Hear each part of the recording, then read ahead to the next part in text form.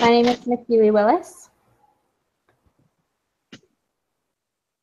I'm Emily Jackson.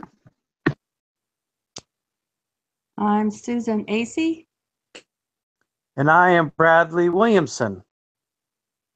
And this week, I will help lead the discussion along of a sacred duty. Welcome, everybody. So let me start with the first question. Having completed the book, how has your understanding and perception on the process of international policy? I think I missed some of that question. How was your understanding and your perception on the process of international policy and law?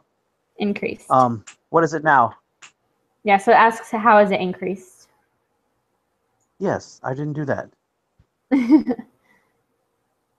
You guys go ahead. Well, I didn't really know much at all about how it worked. And so I learned a ton about how like the UN conferences run and how like the speakers are selected and all that kind of stuff. And I guess I like to think that the world is all fair, I guess, and like everyone gets their fair time. And so like hearing him that they were in there trying to make it so that he couldn't write, and then they didn't give him the full time that he needed, and they weren't giving him time to answer questions, and it was all just really biased. That was new to me. But again, I like to think that everything's fair in the world, but it's not. So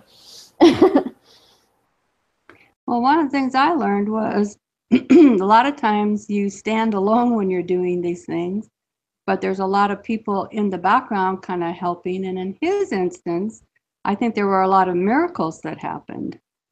It was almost like there was somebody behind him, like God, helping him along the way. And but I think he did a lot of it by himself, but with a group. But he had a lot of encouragement and support from his family. yeah. And the opposition is very strong. Mm-hmm. And they'll do anything, it seems like, to get their point across, even if it's very devious. Yeah, I thought it was really interesting too how he always said that they were like speaking at full voice. Because like if I'm in a room with only two other people, I'm probably not going to speak at my full voice and be really, really loud. I'm probably just going to go up and like whisper in their ear or like say something. But he's like, they were loud. They were in your face. And I was just like, whoa, remind you of anyone? The adversary? Yeah, that's what I thought. Good points. I definitely think that the United States really, our representatives really go out of their way to try to show what life in America and the United States is like. And I think Canada is very much like the U.S. with its family policies with families. But yes, the opposition is getting so much louder from so many different sources, so many different countries that we're almost getting drowned out now. Like you guys said, cut off and drowned out, and you and thinking that you're just ridiculous you're just stuck in the traditional mud that we've been in for the last, hundreds of years. You need to change and get with the times, when it's just the opposite. We need to go back to the traditional family. Yeah, well, I don't know where I was reading it, but they said that they took some kind of poll. I think it was in one of my other classes. And they said that a lot of families would like to go back to the way it was in the 1950s. Yeah, traditions in the 1950s. That's funny because Halloween just happened, and my father was telling me he grew up in Canada, in Nova Scotia. And he said when he was a boy growing up, in like the late 30s, early 40s, when you went trick-or-treating, people would invite you in their home and then sit you down at the table and share all the treats that they had to make, in their oven and stuff. They had to definitely make them. So that's what Halloween was like when he was a little kid. Not like that anymore. The thing that really surprised me about the book wasn't until the very end in the epilogue where the conference was completely disregarded as like a fluke. Because up until then, there'd been like, oh yeah, this sounds like pretty normal politics on an international level. But then it was at the very end when the entire conference was disregarded as not being something that would normally happen. And then they were like, well, we're just going to keep on going the way we were. And Yeah. what he'd been saying in the first place. It's like you can't miss a beat. You have to keep at it. It's almost like they were all sore losers. Like the conference went the way they didn't want. And so instead of like, not that, I know like in the United States, they talked about in the last few weeks how we don't really hear about what happens at the UN and like all the policies and stuff. Like we have access to it, but we don't utilize that. But this entire conference, I feel like the world didn't utilize. Like no one, they completely disregarded. The United Nations didn't even regard it. And so it was like they did the conference to have one result. And if the result had been the opposite, I think that it would have been used. But because it didn't go their way, they were all just sore losers. And we're like, oh, that did never happen. Like out of sight, out of mind type of thing. Yeah, good point. Some people were sore losers. I think a lot of people were happy with the outcome. It was just the women, or specifically the Women's Caucus, who have a lot of influence, were sore losers.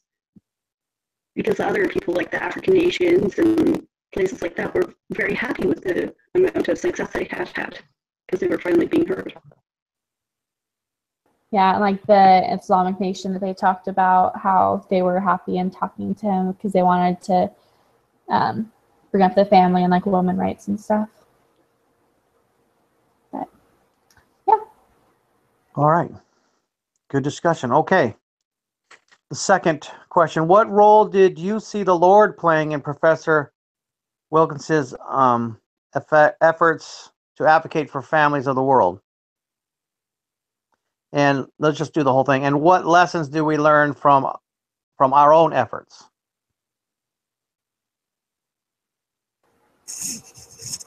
Well, I can't remember if it was Susan or Emily that mentioned it, that the Lord's hand was definitely, I think it was Susan.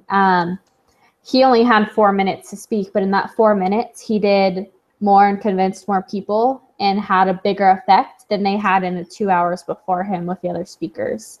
And he was able to get there. The whole fact that he was there was amazing because he had said no so many times. He didn't want to be there, but he kept feeling he needed to. That was the Lord. And just everything that happened there was all, I feel like the Lord's hand was in everything. And the fact that he didn't, like it said that he like didn't sleep at all. Like he lost 28 pounds in 2 weeks. That's not healthy, but he was still able to perform and to do these great things, even though he wasn't like at his like healthy peak. And I feel like when I'm not feeling well, when I'm sick, when I'm losing weight because I'm not sleeping and I'm not eating and all this kind of stuff, I'm not going to go and speak to hundreds of people. I'm not going to go and write up crazy law papers and fight for the family. I'm going to go and make dinner. Like, I'm going to take care of myself. I'm not going to be able to perform at my best unless I'm feeling my best. And like, I thought that was kind of crazy at the end when it talked about that, because the fact that he was able to still accomplish such great things when everything was against him really does show the Lord's hand in everything. I think he was also able to feel the Lord's hand more because he was doing things like he was supposed to be doing, like he was keeping in contact with his wife and his family, and he was going to church, and he was trying to read his scriptures and say his prayers, and so he was more in tune with the things that needed to happen. And if he hadn't been doing that, then he wouldn't have felt as much. Yeah, I kind of relate that too to kind of like filling our well. We always need to be constantly spiritually filling our well so that we are prepared. He was definitely prepared, and he was listening to the Spirit. And so his resources, and his wife even said, oh, did you bring the, well, she put the proclamation in his suitcase. She said, did you get the proclamation out? Have you gotten the proclamation? Finally, he did, Finally, the Spirit talked to him and said, you need to listen to your wife.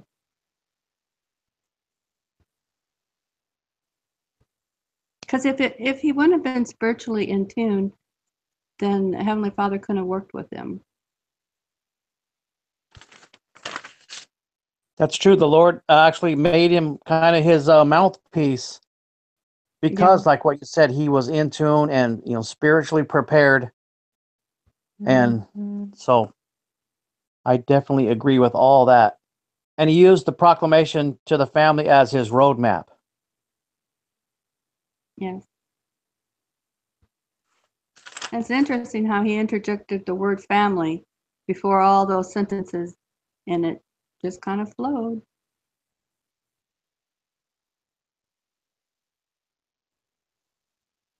All right. So the next one is, even though the book was largely about Richard Wilkins's experience, what important supporting roles did you see others playing in this account? And why is it important to recognize this, the support from others? One of the important roles that I think that I saw was, I think her name was it Susan? Yes. Susan, yeah. That's yeah. I would remember Susan, that, right? She felt a prompting to tell him that he needed to go, and she didn't back down. I think that for me, like, I've had promptings to be like, oh, well, you should go do this. But then after they say no, I'm like, okay, that's fine. Your choice, your life, back off. I did my due diligence. I'm done. I followed my prompting. But she kept at him. She kept going. She kept saying, hey, have you changed your mind? Hey, we really need you. And it was not, she wasn't only a support to him before and preparing and getting him there, but while he was there, she had felt the prompting to get a computer and that laser printer so that they could work on their his speech and things like that together, instead of having to like a pen and paper or go down to like a public computer or something. So she was very prepared, and she played a huge role in getting him there and supporting him while he was there, and looking out for him just in general and helping him out. Yeah, there was an elders quorum president from Kenya, and he was supposed to choose 10 people. And so he came and chose, him. So, I mean, what are the chances of that ever happening? I mean, that was amazing. It was also pretty interesting that he knew the missionaries that happened to be in his little branch that day. Yeah. Like, what are the chances of meeting someone from back home in Turkey? He called it the small Mormon world. But even if you think about it, that lady at the desk when they first were checking in, she kept saying, "Oh, you're from the Kennedy Center." She thought he was from one of the Ivy League schools or something, and she kind of like just got him right in there. And he didn't think too much about it. And then they kind of let him know that, oh, you're not who we expected. But by then it was a little late. So that was interesting how he got into that situation too. Great points. I also think that what roles, supporting roles do people play in the account? I mean, it's important to recognize that people help us. Without other people pushing us and helping us to go on, it's kind of hard to pick yourself up. It's so much more helpful when you have people supporting you and people cheering you on. I always need lots of support and cheering on, especially to stay in school. I can tell you, he struggled a lot being away from home, all that time for being at home, and his family was always supportive and everything. So he's going to advocate for families, and his family had to kind of advocate for him at the same time. I thought it was kind of interesting how in the end that the house wasn't as important anymore. Mm-hmm. And even his wife, when they went to the second convention, I believe, he wanted to take her to Italy because he had spent his mission there. And they never made it. They were in the other, they were in an advocacy group there for the second convention. Yep. And that was interesting, Yeah. Because I think his wife was definitely like his main support. She supported him through everything. She gave him the proclamation that helped him a ton. Whenever he was weak or needed anything, he called her. And even if it was just for a few minutes and was able to speak with her, that was huge. And I at the end, like you said, that like he made time for family was more important than having the big house or playing the role in the play or everything. It was all his family was what was really important. Great points. The next But one. he got great Sorry, go ahead. blessings. He got great blessings in the end, though. I think he was. You know, Oh, for sure. yeah, they got to do the play anyway because of.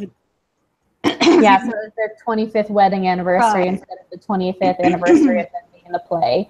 But yeah, so he still got blessings like that, and his family was safe while he was gone. He talked about like how they had received death threats when he first became a lawyer, and so there was a lot of blessings that he received by being a family advocate. Yeah.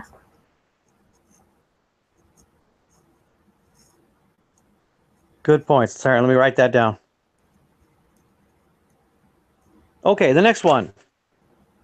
Ponder your reading from A Sacred Duty. What are some consequences or risks of minimizing or eliminating family or religion from public policy? I think it creates an overall lack of morality because you're not accountable to any higher system. You're just accountable to your own basic thoughts of what humanity should be. Mm-hmm.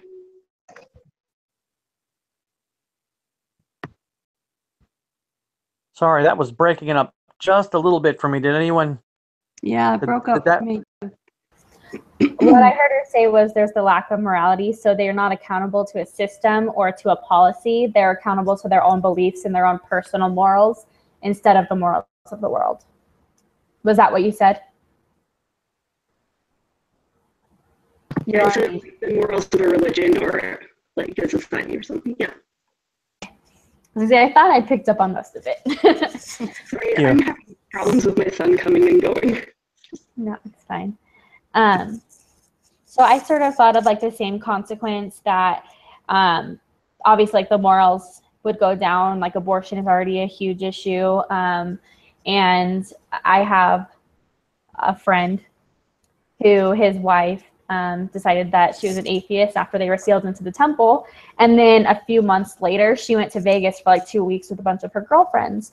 And my mom was worried because she's like, well, if she doesn't believe in a God, what's helping her from doing all these awful things? And what's stopping her from having an affair or cheating on him or doing all these things? Because if there's no God, there's no problem with doing those things. And so that's the first time that I had ever really like thought of how our morals are so connected with God that like if there is no God, if there is no family policies, no family standards, no traditional marriage, there's no like so many basic beliefs that we're taught, and not just at church, but like in school, everything like are gone. It's kind of crazy how much we need the basis of the family, even if it isn't technically mom and dad. It could be mom and mom. It's still two parents raising a family because they love them, which I'm not agreeing with at all. But having the idea of the family and having religion and a God in public policy helps us to keep our morals. I kind of took a little different take on it a little bit. And I said, I thought about our time and how we spend our time. Because we can waste a lot of our time on things that aren't needed. Yes, we need relaxation. Yes, we need downtime. But we have to understand the value of our time and our agency to use it. And we need to discover ways to improve ourselves. And because our time that we have, we can use to impact public policy and advocate for families, not only outside but inside our homes. And I think I listened to a talk one time by President Eyring, and he was talking about something about inheriting our time and its capital and how precious it is, and we can spend it foolishly. That we don't want to bankrupt ourselves of our time, that we should be able to use our time wisely and invest it. That's what he said, invest it. for the generations to come. So I kind of took a little different take on that, I guess. I think if you eliminate religion and family from public policy, what are you left with? You're left with Satan in policy, in my opinion. You take God away from it, then who else is there? And we know that families are heaven. That's how it's going to be run. Single most important influence on a child's life is his family. If the family gets torn apart and broken down, first of all, if abortion is going to be popular, then there'll be no families, there'll be no children, we'll just die. We've all had classes probably about the birth rates all over the world and how it's declining and it's not even really sustainable. And also, you take mother, father out of a child's life, and then you have the government left to raise your family. And I've worked in child protective services. You got foster care. You got a really bad, really under strength system to adopt children, and then it doesn't work. They give the child back. It's just a horrible thing for children. You take God and family away from public policy, and the government is left to raise your child, and the government cannot do as good a job to raise children as a loving parent can.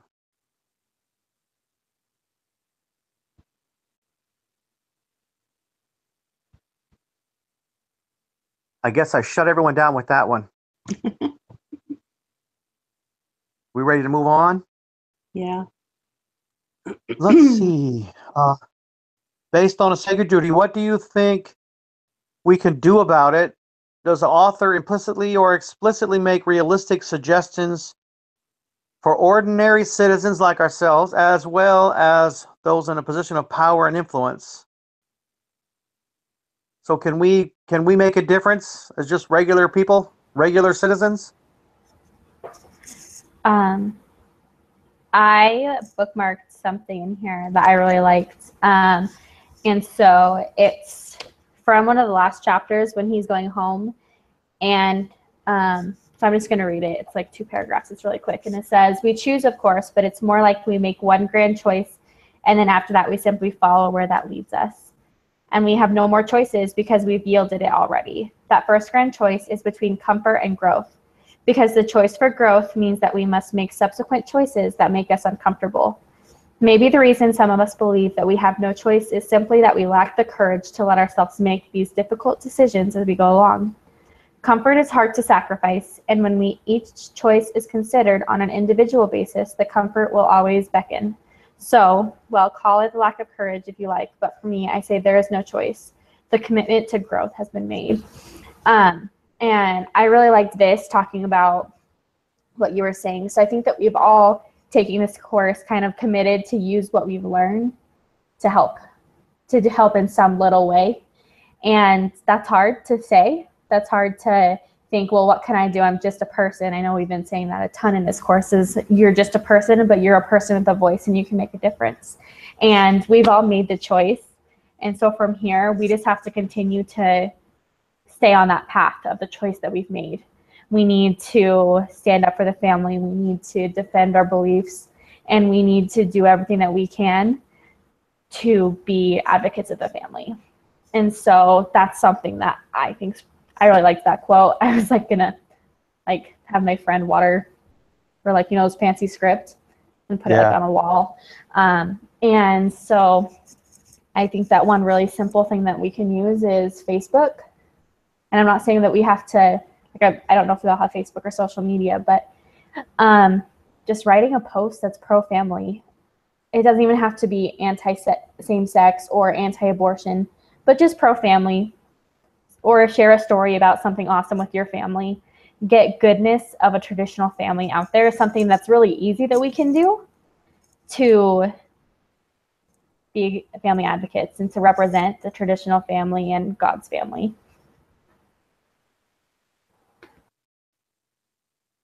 Now, becoming aware of issues, and then bring awareness to the issue, and then maybe generate a little bit of concern about the issue. See if there's anybody else that has those same concerns as you do. And if there are others, maybe you can, get a group together and go to a local community group. Like I know I used to, when I was younger, work for the city where I lived, and they'd always have a meeting once a month, and citizens would come in, and they'd have an open mic, and people would come up to it and address things. And I was the one that had to take all the minutes, and so I'd have to write up all this agenda, and then, and now they put it on the internet, all the cities. And so there are places that you can even go in your city and maybe voice your opinion of what's going on. And then there's things too, like starting with being a good friend to other people, because that's very small, but it can make a big difference even in like one person's life. Because if you're like, oh, I really think that maybe you should slow down with dating this person, things are going too fast, it might not make a huge difference, but maybe they'll think about things for a little bit longer or something like that. Right? Or when I deal with my teachers at work, sometimes I can be like, oh, have you thought about having family counseling instead of, oh yes, you should get medical help and get a divorce or whatever, right away. So something like that when they come in with a mental health issue. I think that's awesome. When you think of Christ, like Christ didn't, I feel like Christ wasn't one of those, like he did amazing things, but he wasn't looking for fame. He wasn't looking for popularity. He was just looking to be a good friend to everyone and to help everyone that he saw. And I think that if we take that as our goal of being a family advocate, to just be friendly and to try to help others and to help them to find the happiness that will come if they're living God's law, then that's something that's really awesome that we can do. So I really like that you said that. Thank you. That's just a simple thing, like just talking about your marriage, where you met, how long, what was your wedding like, just talking about those kinds of things and how important it is and how grateful you are about your marriage and how did they meet and what's their story. And it's fun to listen to how people meet and how they get married, what kind of wedding, little things like that, just sharing. I totally agree with everything. You guys said it, pretty much everything I said. I think the only thing I would add is, oh man, I think I forgot. No, I would add, be a good example to others at all times. Live the way you preach. You know what I mean? Practice what you preach. Everything that we just talked about, a good friend, and be interested in what others have, about their life so that they'll be interested in your life. And always live like Christ would want you to live, and people will see you. They will, that aura about you. They'll feel the Spirit when they look at you, and be Christ-like, what you said. And I think that's what would ultimately make the biggest difference. And it all starts in our little teeny little circle of influence, and then builds and builds and builds from there. As we share it with others, they share it with others. And I know Richard Wilkins, went to the UN and went to these conferences and was able to, his circle of influence was just huge. So he was able to share it with the whole world pretty much, even though it only lasted for 5 minutes and then he got bombarded again, and it felt like he had to start all over again. But probably felt like a losing battle to him, but he's just going to keep on fighting. So that's kind of what I got out of it.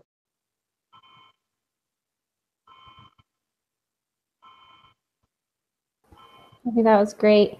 Are you going to summarize, Bradley, or would you like one of us to? I could do it. I was writing. Is our time good? Yeah, we're at 30 minutes right now. Oh, man. All right, I will summarize. If I leave something out, interrupt me. Well, I'm just going to read my notes. How's that? The world is fair. No. Is that what I wrote?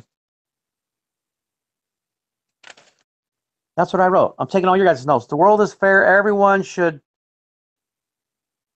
have their, oh, remember when we were talking about have their fair share of time, because they kept cutting him off and they kept interrupting him. I mean, that was about the process of the policy and law, and how if we need to learn to, stick up for ourselves, make sure we get our word out there. And even though we're getting cut off and there's so many biases and so many differing opinions and arguing, there was so many people that helped him in the background,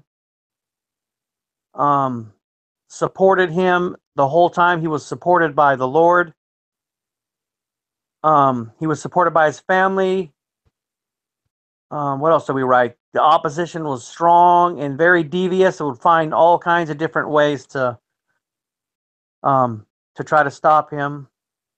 We need to make sure that even though the opposition is loud, speaking, with their full voice, I think someone said, make sure you get your point of view taken seriously. Don't get excited just because someone else is getting excited. Stay calm.